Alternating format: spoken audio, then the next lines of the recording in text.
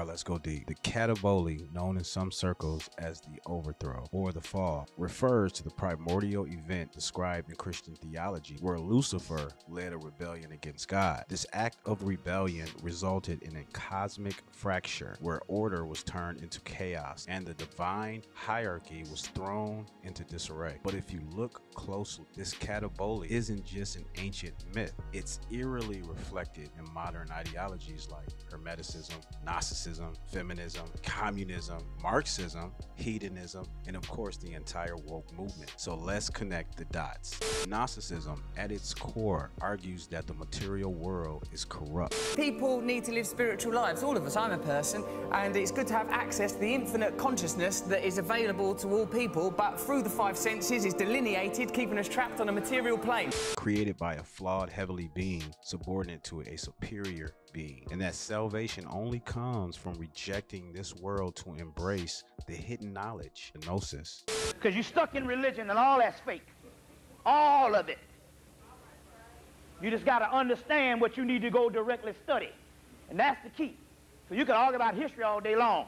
All religions are fake. And you got to understand the breakdown of the esoteric part, and you got it. You can bypass the bullshit. This absolutely mirrors the catabole, Lucifer's rejection of God's created order, believing that he had a higher secret understanding. Gnostic thought rebels against divine order, echoing the very essence of Lucifer's rebellion. Wilhelm Steckel, a Gnostic sympathizer, once wrote, "The true self is hidden beneath the imposed order of the world." What does that sound like? This belief perfectly aligns with Satan's desire to overturn the quote-unquote imposed order of God, right?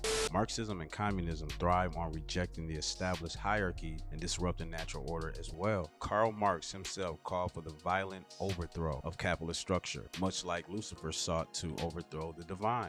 We actually do have an ideological frame. Myself and Alicia in particular are trained organizers. We are trained Marxists. We are super versed on sort of ideological theories. Anatoly Lunacharsky, a Marxist philosopher, even spoke about replacing religious morality with a new socialist morality that would free men from spiritual oppression. So what was the objective? To dismantle the oppressive capitalist order, just like Lucifer sought to dismantle God's kingdom. The smallholders, the people who owned only a parcel of land, fought side by side with the proletariat when the time came to overthrow the capitalists and the major landowners. But now our paths have diverged. Smallholders have always been afraid of discipline and organization. The time has come for us to have no mercy and to turn against them. Both of these ideologies promote chaos, destruction, and the rise of man as his own ruler. Now, feminism. I don't care about the first wave, the second wave, third wave, even the fourth wave. All call for the rejection of traditional gender roles.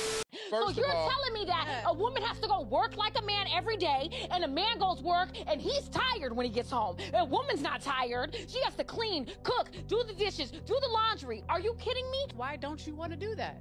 What are you talking about? Why don't I want to? You know how fucking tiring that is? Have you done that? First of all, fellas, do not choose a woman who don't want to be a woman. Right.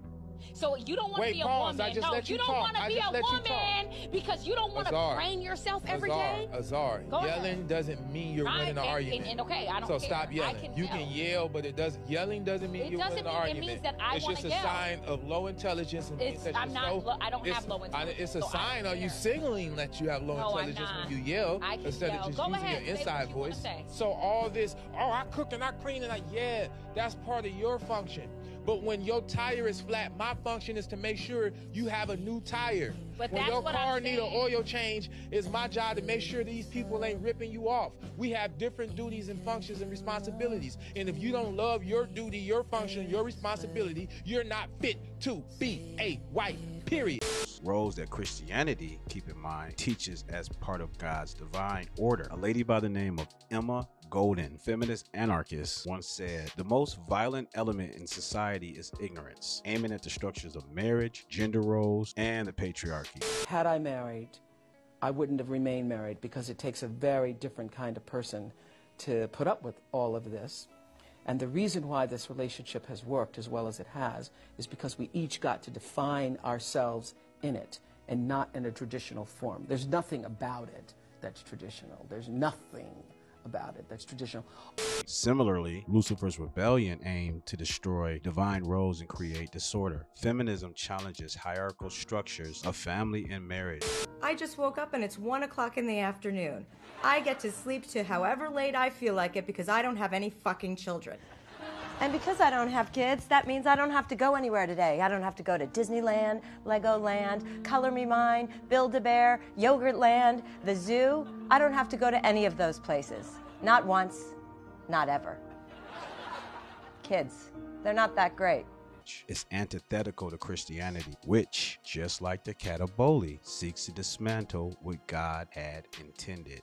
Now, hedonism, like we see everywhere, promotes the pursuit of pleasure above all else, dismissing moral boundaries as repressive constructs. Jean-Jacques Rousseau believed that man is inherently good but corrupted by societal structures, encouraging the rejection of moral standards for personal liberation. Can I say something respectfully? I come from a very toxic household too. I've been working since I was 16 years old. I've never sold my body. I did everything I could to get to where I'm at. I'm a licensed therapist now, and I content create. Do you know how hard it took me to get to where I'm at? And I've never sold my body. So when you're saying that, it's kind of like of an excuse. I'm not trying to attack you whatsoever, because like I said, it's your life, whatever, but you're using the excuse of having a toxic family. I didn't have a mom. I didn't have a lot of things growing up. So you could work at a warehouse. You can do a lot of things. I make 6 figures now because of social media, but I had to get up there. I used to bartend just like her, and I didn't want to do that. I used to wash dishes. I used to work in a freaking warehouse loading trailers. You think a girl wants to do that? No. So when you guys are saying this stuff and then talking about God, it makes no sense. If you cared a lot about God, you'd follow the way he wants you to be, not however you think you should be. And like the excuses, to me, I'm not trying to be rude, but it just sounds crazy. Well, you know, like I know it sounds crazy, like I do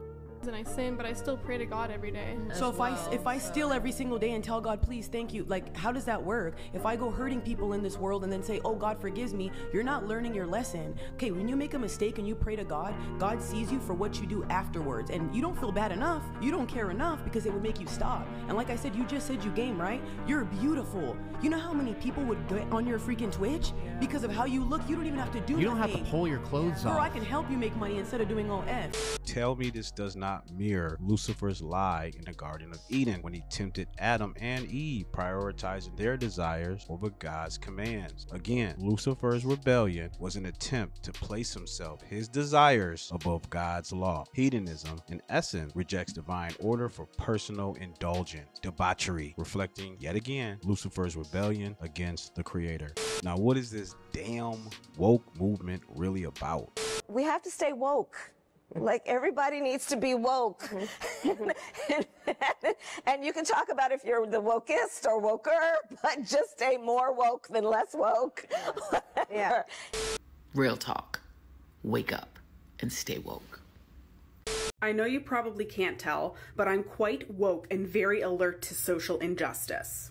The woke movement thrives on the concept of deconstruction, whether it's gender, race, sexuality, or history itself. The entire history of our country is anytime there seems to be social, political, economic progress for Black people or other marginalized people, that's met by an intense backlash, and we're living in that moment of backlash right now. So I really wanted to give people kind of the cheat code for our society, to say that this past that we have not wanted to learn, that we have marginalized, slavery was central. It was foundational to the development of the United States, and yet we've tended to treat it as an asterisk, as something that happened but wasn't that important ultimately to the country. That history was shaping our society whether we acknowledged it or not, and it was shaping it across all of these different areas in ways that we didn't know.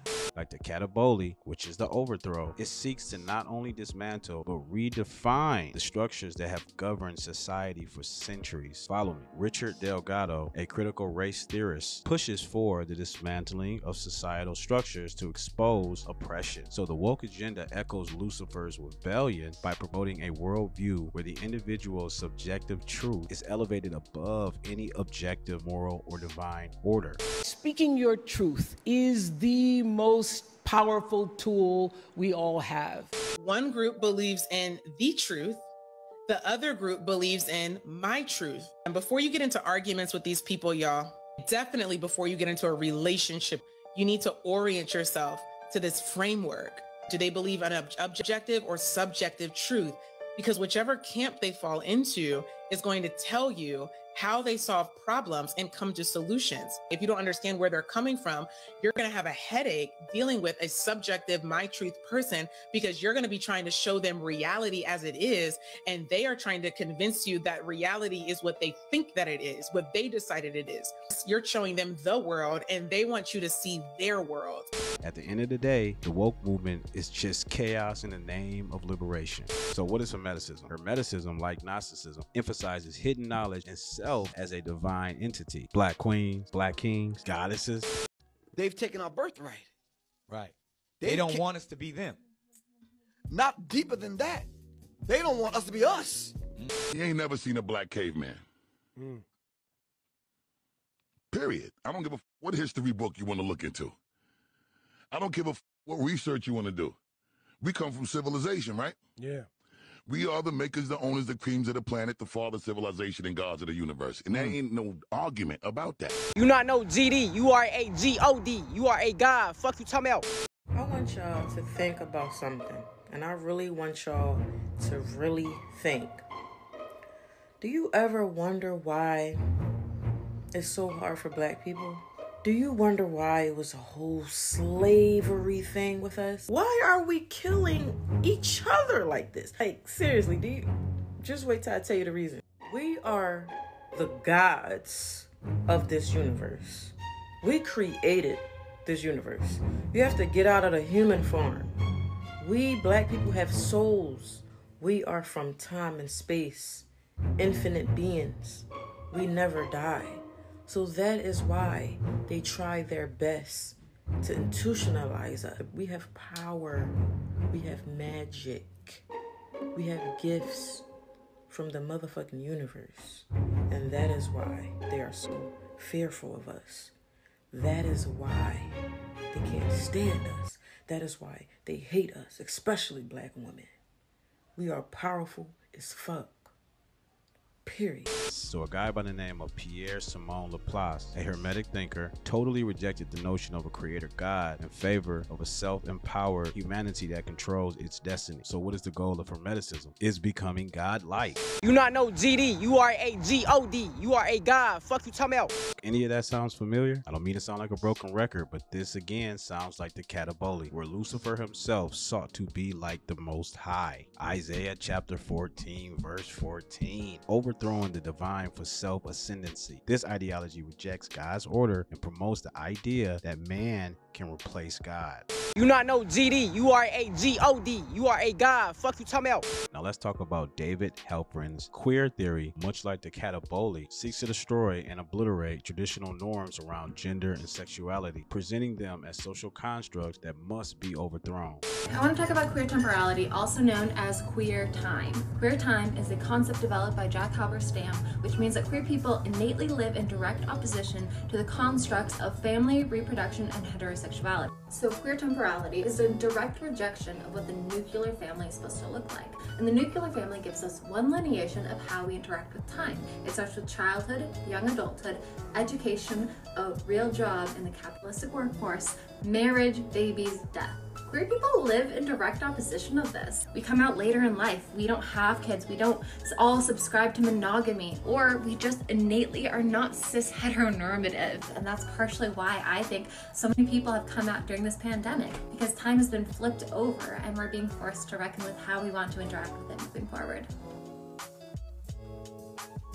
Foucault, one of Halperin's key influences, views societal norms as oppressive tools of power. So Halperin's push for deconstruction and all boundaries in identity, sexuality aligns perfectly again with Lucifer's desire to overthrow divine order and assert it with his own. So in all of these ideologies, whether it's Gnosticism's hidden knowledge, all religions are fake, Marxism's class rebellion, That's the rich right there. feminism's challenge to gender roles, We're gonna burn down the patriarchy. hedonism's worship of pleasure,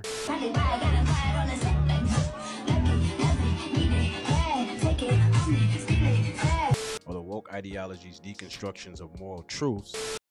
How do you define racism? Sure. So racism, I would define it as a collection of racist policies that lead to racial inequity that are substantiated by racist ideas.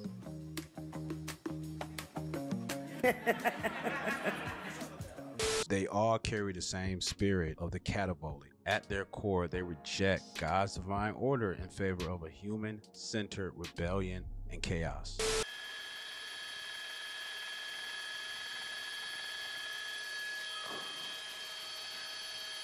Copy that. Here we go. All right, this is getting serious. Oh my goodness. Oh, wow.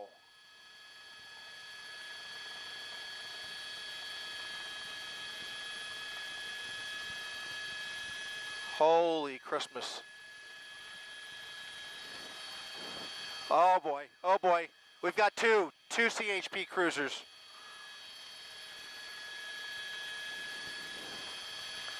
What is going on, guys? And like Lucifer, they seek to ascend above God. If God is in the world where people are abused and exploited, what then is God doing?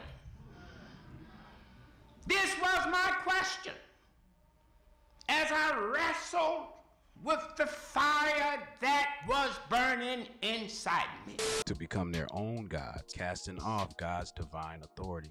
One of the mistakes that human beings make is believing that there is only one way to live, and that we don't accept that there are diverse ways of being in the world, that there are millions of ways to be a human being, and many ways, but many paths to what you call God. And her path might be something else, and when she gets there, she might call it the light.